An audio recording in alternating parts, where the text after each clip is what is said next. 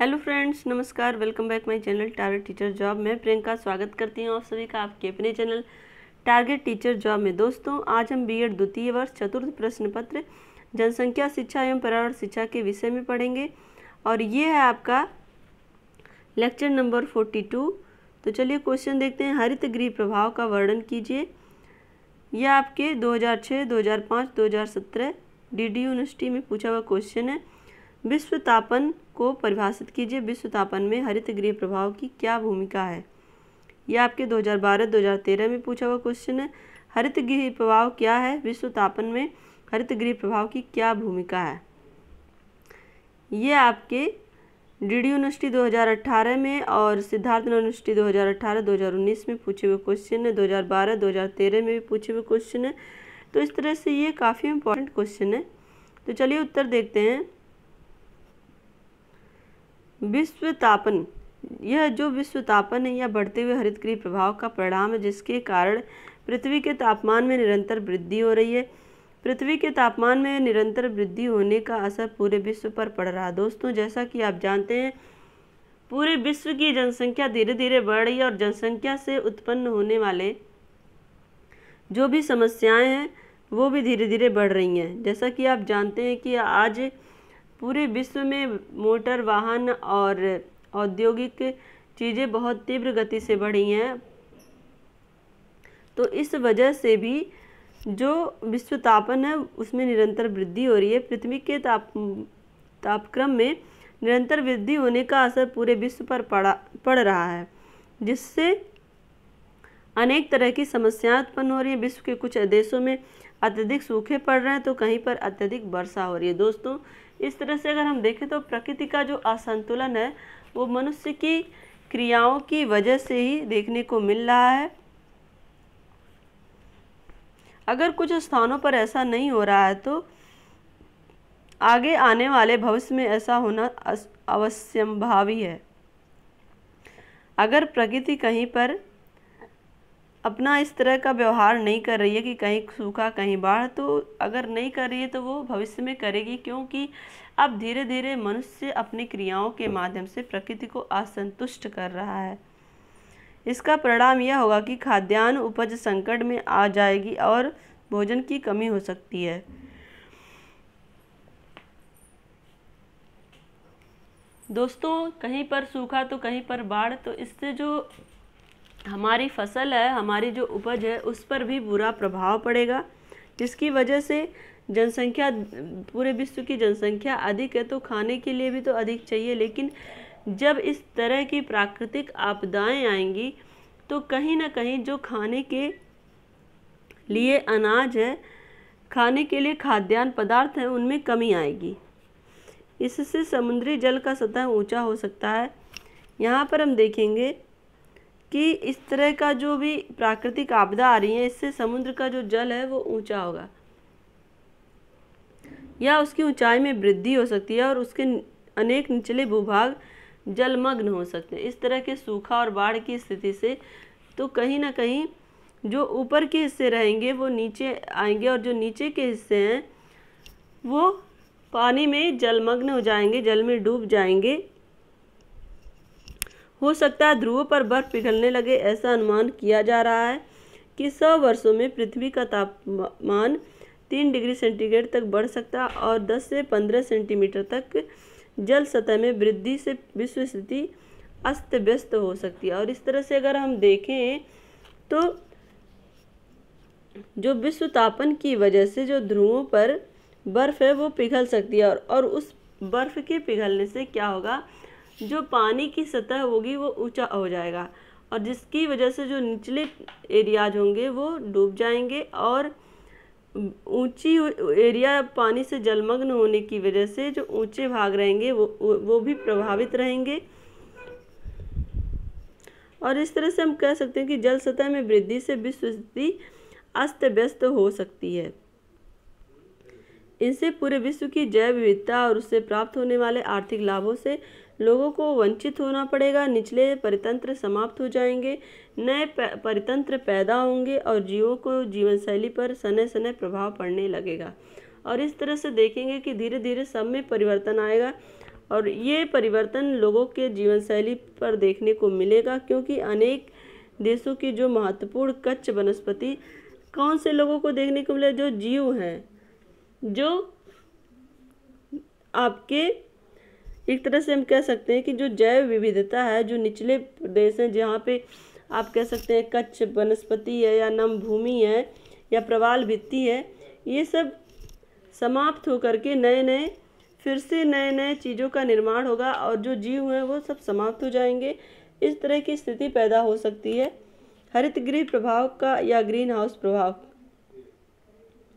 हरितगृह जागरूक मानव समाज के लिए एक परिचित शब्द है। हरितगृह से तात्पर्य ऐसे गृह से है जिसकी छतें या दीवारें कांच या पारदर्शी प्लास्टिक जैसे उष्मारोधी पदार्थों से बनी होती हैं। सरल शब्दों में ग्रीन हाउस का तात्पर्य उन भवन से है जिसमें शीशे की दीवारें और छत होती हैं। इस प्रकार के गृह का प्रयोग मुख्य रूप से उन्हें देशों या प्रदेशों में उष्णकटिबंधीय पौधे को सुरक्षित रखने और अभिवृद्धि के लिए किया जाता है।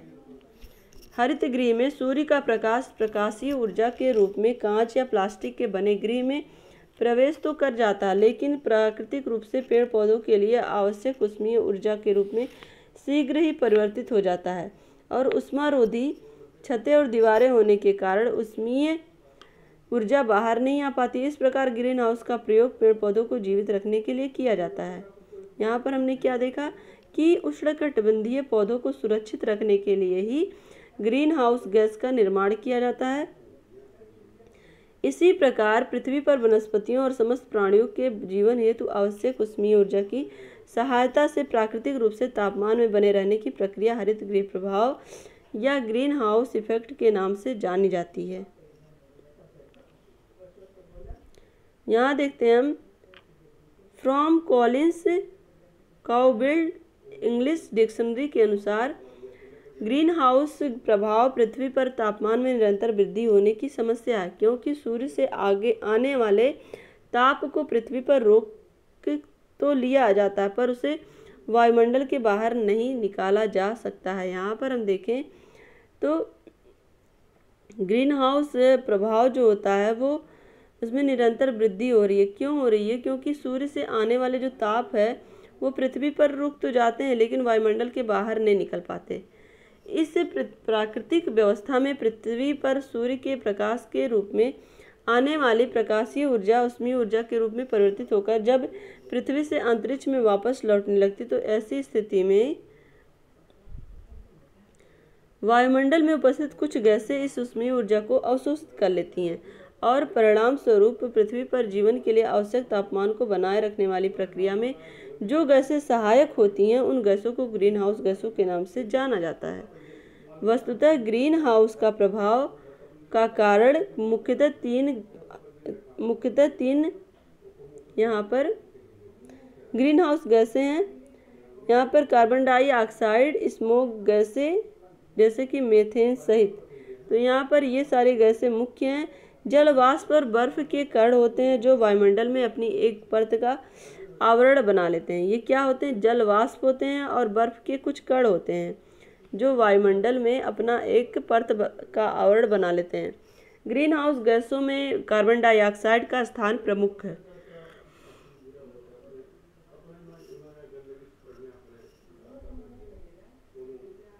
और कार्बन डाइऑक्साइड के आवरण के प्रभाव के कारण ही पृथ्वी पर आवश्यक तापन की प्रक्रिया हरित गृह प्रभाव के नाम से जानी जाती है। यहाँ पर हम देखें जो कार्बन डाइऑक्साइड गैस है इसका स्थान प्रमुख होता है ग्रीन हाउस गैस में। तो कार्बन डाइऑक्साइड के आवरण के प्रभाव के कारण ही पृथ्वी का आवश्यक तापन की प्रक्रिया हरित गृह प्रभाव के नाम से जानी जाती है। ए रायबच्चिको ने अपनी पुस्तक the changing face of the earth में ग्रीन हाउस इफेक्ट को होथ हाउस इफेक्ट नाम दिया है और कहा कि कार्बन डाइऑक्साइड मुख्यतः पृथ्वी की सतह तथा अपने बीच एक ऐसा संभाग तैयार कर लेती है जिसमें तापमान में वृद्धि हो जाती है। यहाँ पर जो ग्रीन हाउस गैस है उसके विषय में ये अपनी पुस्तक में क्या लिख रहे हैं कि कार्बन डाइऑक्साइड मुख्यतः पृथ्वी की सतह तथा अपने बीच एक ऐसा घर बना लेती है जिसमें तापमान में वृद्धि होती है। ऑक्सफोर्ड शब्दकोश के अनुसार देखते हैं। ऑक्सफोर्ड शब्दकोश में हरितगृह प्रभाव को निम्नलिखित शब्दों में व्यक्त किया गया है। वायुमंडल में मानव जनित कार्बन डाइऑक्साइड के आवरण के प्रभाव के कारण पृथ्वी की सतह के प्रगामी तापमान को हरितगृह प्रभाव कहते हैं। यहाँ पर जो कार्बन डाइऑक्साइड का आवरण है तो पृथ्वी की सतह के प्रगामी तापमान को हरितगृह प्रभाव कहते हैं। यदि प्राकृतिक रूप से यह आवरण नहीं होता तो यह गृह एक ठंडा गृह होता और इस पर जीवन असंभव होता। दोस्तों यहाँ पे क्या कर रहा है कि प्राकृतिक रूप से जो आवरण बनाए गए हैं, अगर ये आवरण नहीं होते तो यह गृह एक ठंडा गृह होता और इस पर जीवन असंभव होता। अतः कहा जा सकता है कि हरितगृह प्रभाव के प्राकृतिक रूप से कारण ही आज पृथ्वी पर समस्त जीवों का जीवन बना हुआ है। तो यहाँ पर जो ग्रीन हाउस गैस है उसकी वजह से पृथ्वी ठंडी नहीं हो पाती है और ठंडी ना होने की वजह से यहाँ पर जीवन संभव है। अगर पृथ्वी बिल्कुल ठंडी रहती तो यहाँ पर जीवन संभव नहीं होता।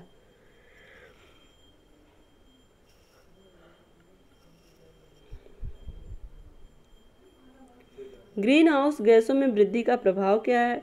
ग्रीन हाउस गैसों में वृद्धि के निम्नलिखित प्रभाव हो सकते हैं। नंबर 1 है जलवायु में परिवर्तन। वैज्ञानिकों के अनुसार वर्ष 2025 तक आज की तुलना में 10 सेल्सियस तापमान की वृद्धि हो जाएगी। 2025 तक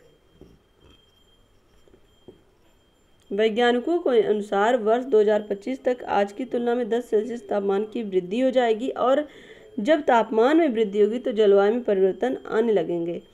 तापमान बढ़ने पर वाष्पीकरण अधिक होगा और उत्तरी अक्षांशों में शीत ऋतु में बर्फ पिघलने लगेगी। सूर्य की रोशनी के परावर्तन में कमी आएगी, इससे तापमान और अधिक बढ़ेगा।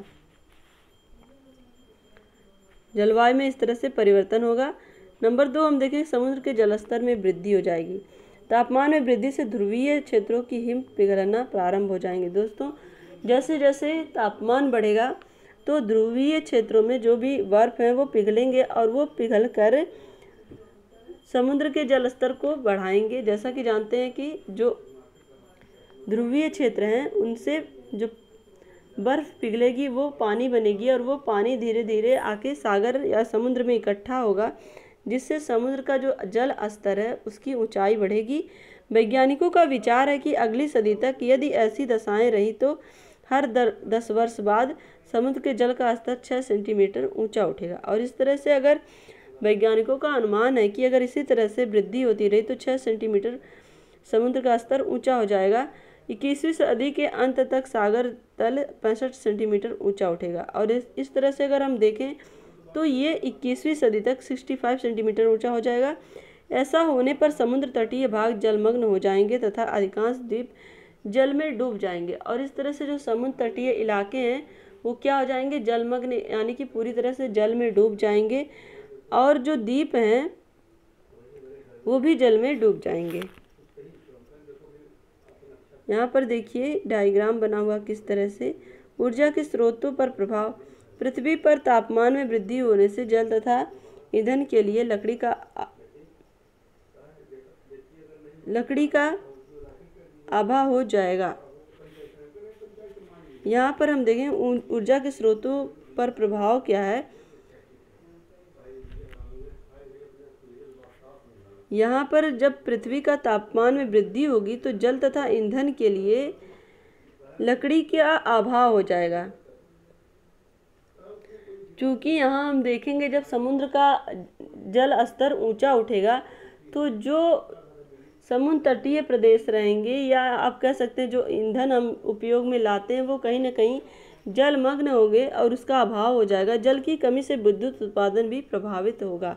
जल की कमी से विद्युत उत्पादन भी प्रभावित होगा।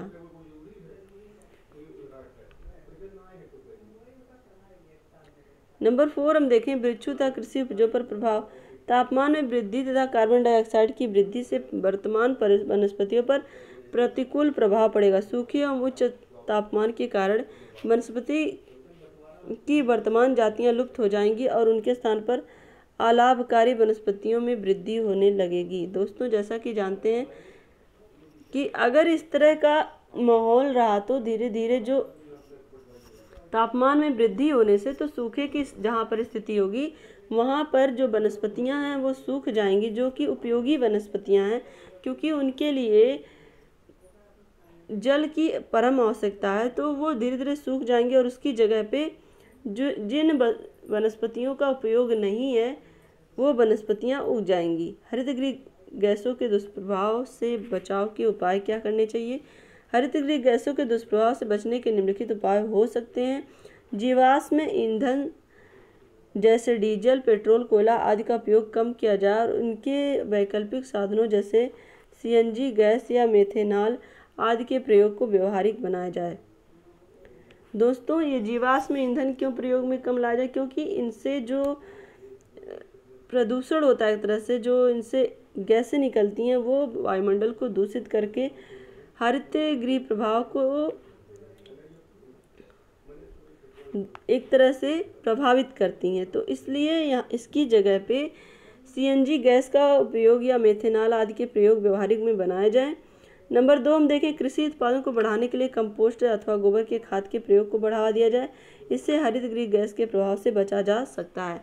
तो इस तरह से अगर हम देखें तो जो कृषि कार्य है उसमें कंपोस्ट या गोबर की खाद का प्रयोग करने से भी हम हरितगृह गैस के प्रभाव से बच सकते हैं। व्यक्तिगत ऊर्जा व्यय में खपत कम करने की आदत डालें तथा कारों के बजाय बसों का उपयोग अत्यधिक उपयोग करें। दोस्तों, व्यक्तिगत ऊर्जा व्यय, यहाँ पर व्यक्तिगत रूप से जो कार का यूज करते हैं वो सामूहिक रूप में जो बस है उसका उपयोग करें, जिससे कि जो व्यक्तिगत रूप से एक व्यक्ति के लिए खर्चा हो रहा है वो सबके लिए होगा। तो इस तरह से सबके लिए होने से जो ऊर्जा है वो व्यय कम होगा और हम ग्रीन हाउस गैस प्रभाव से बच सकते हैं। हरितगृह गैसों के दुष्प्रभाव से बचने का सबसे प्रभावी उपाय है वृक्षारोपण। अधिक वृक्षारोपण हो और वर्तमान में लगे वृक्षों की सुरक्षा की जाए। वृक्षारोपण, जैसा कि आप जानते हैं कि जो वृक्ष होते हैं वो आपके प्रदूषण को सोखते हैं, जैसे कि ध्वनि प्रदूषण को सोखते हैं, और जो पृथ्वी में एक तरह से कार्बन डाइऑक्साइड की मात्रा अधिक हो रही है उसको भी कम करते हैं। वो कार्बन डाइऑक्साइड ग्रहण करके ऑक्सीजन को छोड़ते हैं। तो इस तरह से जो प्रकृति का संतुलन है वो बना रहेगा। तो ये हम ग्रीन हाउस गैस प्रभाव से बच सकते हैं।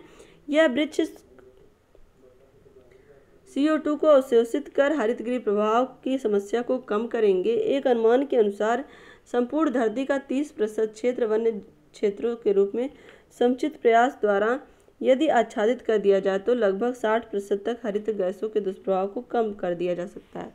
यहाँ पर कहने का तात्पर्य यह है कि अगर अधिक से अधिक वृक्ष लगाए जाएंगे तो अगर हम पृथ्वी का 30% वृक्ष लगाते हैं तो 60% हरितगृह गैस के दुष्प्रभाव से बच सकते हैं। नंबर 5 हम देखें तो आम जन की ऊर्जा के महत्व को तथा उससे होने वाले दुष्परिणामों से परिचित कराया जाए। दोस्तों, और इसमें हम देखेंगे उसको यह समझाने का प्रयास किया जाए कि साइकिल का प्रयोग उत्तम एवं श्रेष्ठ है। दोस्तों, जैसा कि आप जानते हैं कि आज लोग व्यक्तिगत कार्य के लिए भी मोटर वाहन का यूज कर रहे हैं। तो व्यक्तिगत कार्यों के लिए आप कार का यूज ना करके बस का यूज करें और कम से कम चीज़ों का एक तरह से वाहनों का यूज करें, जिससे कि आप इसकी जगह पे साइकिल का यूज कर सकते हैं, जिससे कि आपका ऊर्जा भी बचेगी और आपकी जो पृथ्वी है वो दूषित नहीं होगी, एक तरह से प्रदूषण नहीं होगा। उपयुक्त सारी स्थिति से सारे लोगों को अवगत कराने का प्रयास किया जाए और इस तरह से जो दुष्परिणाम इसके होने वाले हैं या जो भी इससे हानियां होने वाली है उसके बारे में लोगों को जागरूक किया जाए। क्लोरोफ्लोरोकार्बन के प्रयोग आने वाले साधनों का इस्तेमाल पर रोक लगाया जाए। जो भी आपके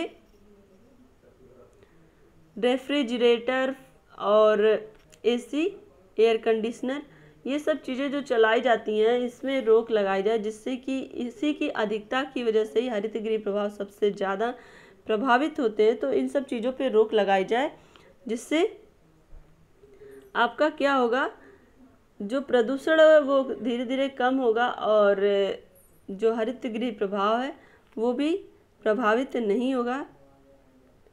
विकसित और विकासशील देशों में औद्योगिकरण की गति पर लगाम कर प्रयास किया जाए और चाहिए, साथ ही साथ प्राकृतिक और सादगीपूर्ण जीवन व्यतीत करने के लिए लोगों को प्रोत्साहित किया जाए। यहाँ पर जो विकसित देश हैं और विकासशील देश हैं उनकी जो औद्योगिकीकरण है बहुत तीव्र गति से वो उद्योगों की तरफ बढ़ रहे हैं, तो उनको उस पर रोक लगाई जाए, जो वहाँ की गवर्नमेंट है उनके द्वारा रोक लगाई जाए, बल्कि लोगों को सिंपल और सादगीपूर्ण जीवन जीने के लिए बताया जाए, जिससे कि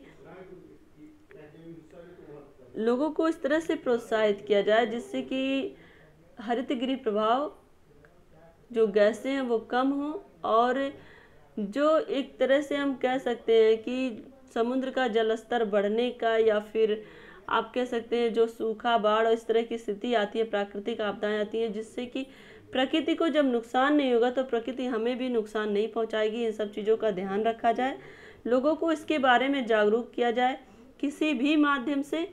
तो दोस्तों आज के लिए बस इतना ही। अगर ये वीडियो आपको अच्छी लगी है तो एक लाइक करिएगा, अपने दोस्तों के साथ शेयर करिएगा और प्लीज़ चैनल को सब्सक्राइब करके बेल आइकन बटन को प्रेस कर लीजिएगा, जिससे हमारे वीडियोज़ की नोटिफिकेशन आपको मिल सके। और इस तरह की वीडियोज़ को देखने के लिए आपके यहाँ पे चैनल पे जो डिस्क्रिप्शन बॉक्स है, वीडियोज़ के डिस्क्रिप्शन बॉक्स में जा कर के आप सारी वीडियोज़ को देख सकते हैं, क्योंकि हम सारी प्लेलिस्ट इसमें डाल देते हैं।